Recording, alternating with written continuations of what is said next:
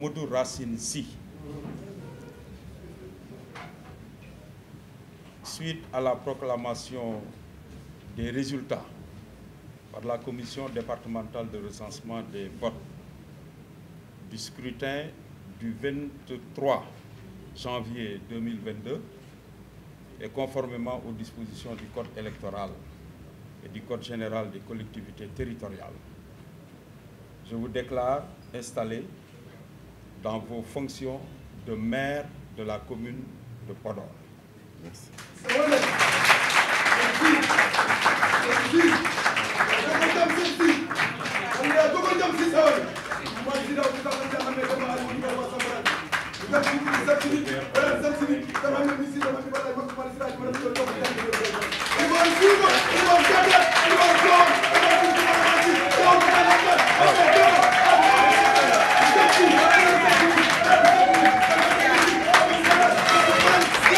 Mesdames et messieurs les représentants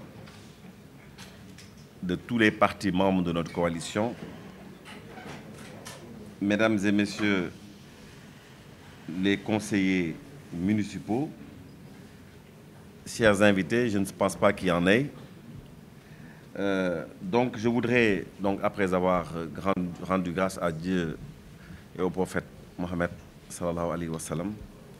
me réjouir de cette journée historique qui nous réunit aujourd'hui et qui marque le passage de témoin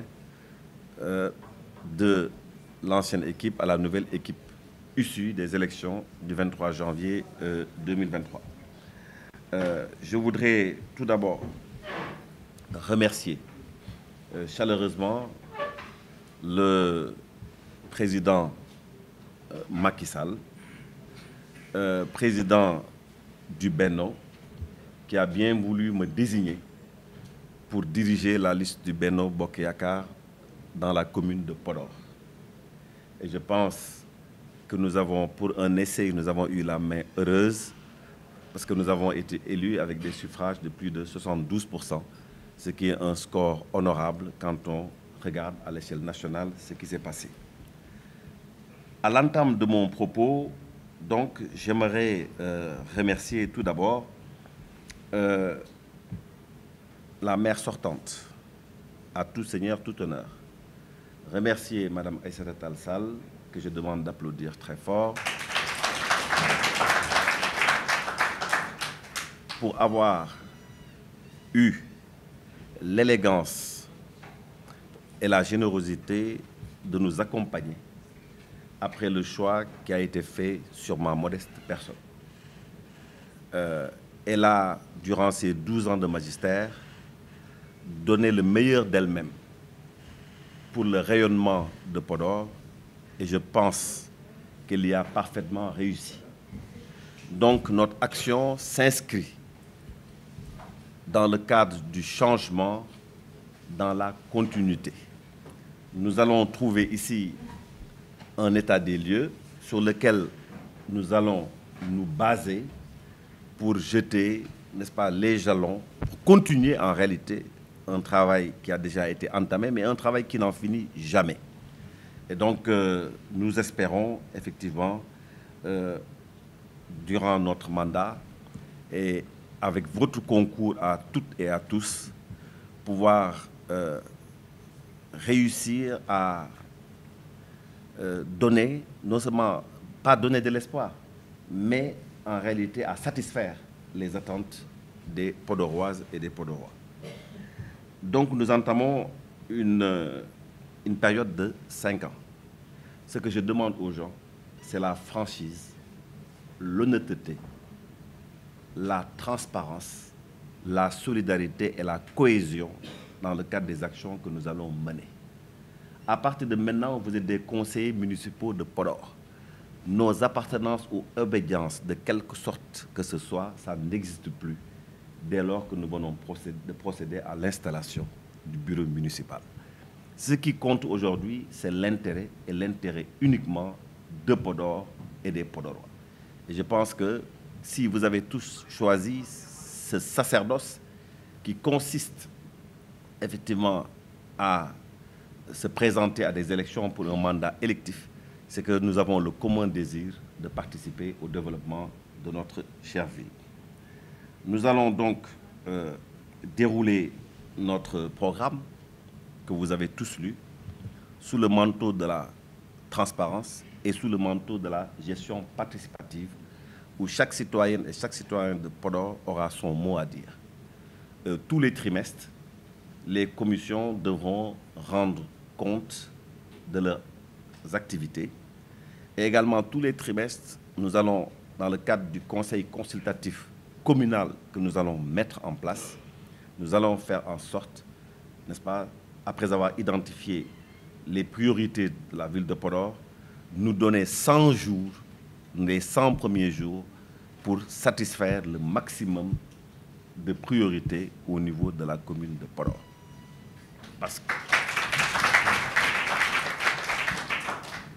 quand je parle d'ailleurs des priorités, il va sans dire qu'il faudra que nous puissions prendre un certain nombre d'initiatives pour l'emploi des jeunes. Ce n'est pas la vocation d'une mairie de créer des emplois, mais nous allons susciter des initiatives de manière à pouvoir employer les jeunes. Comme je l'ai dit, nous allons mettre en place rapidement une initiative qui consiste à mettre en place une régie des travaux communaux où nous allons immédiatement embaucher entre 150 et 100 jeunes issus des différentes écoles de formation, de sorte, encore une fois, à leur donner une indemnité minimale d'apprentissage qui ne peut être inférieure à 50 000 pour justement pouvoir leur permettre, n'est-ce pas, de se familiariser avec leur métier et également avoir de quoi assurer leur gagne-pain. Bien entendu, la mairie n'a pas les ressources d'une telle initiative, mais je m'engage ici et maintenant à trouver les ressources nécessaires, rapidement, immédiatement d'ailleurs, pour pouvoir mettre, n'est-ce pas, en œuvre cette initiative. À l'endroit également de la jeunesse, durant mon discours de campagne, j'avais promis également au niveau du stade de mettre rapidement une pelouse synthétique.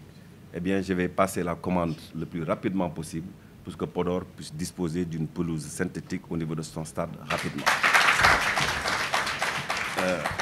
Monsieur le maire, monsieur le préfet, nous avons beaucoup de choses à faire bouger. Et donc, mais je pense que, comme on dit, nous sommes conscients de la lourdeur de notre charge. Mais c'est une charge qui n'est pas la charge de Racine Sy, c'est la charge de tout un chacun d'entre nous. Et je pense que nous aurons à cœur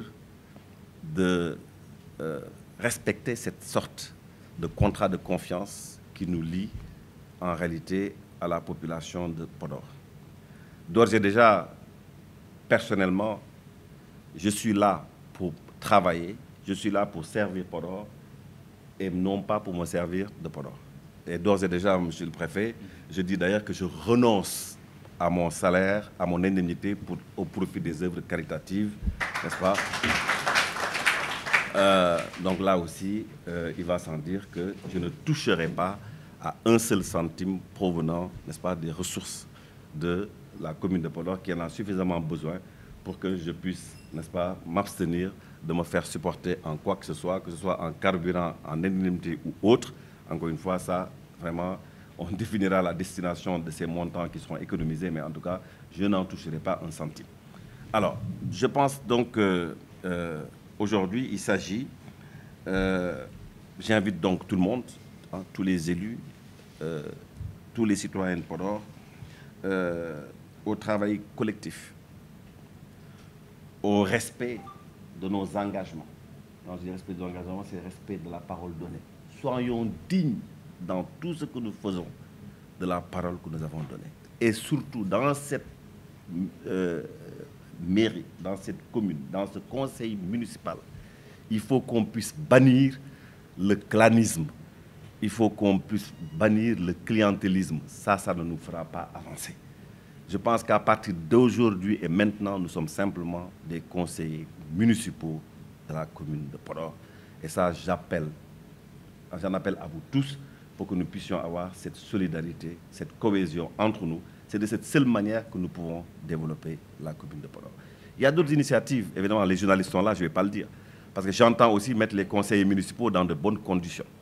Mais je ne vais pas vous dire quelles sont les mesures que je vais prendre, hein, parce que ça,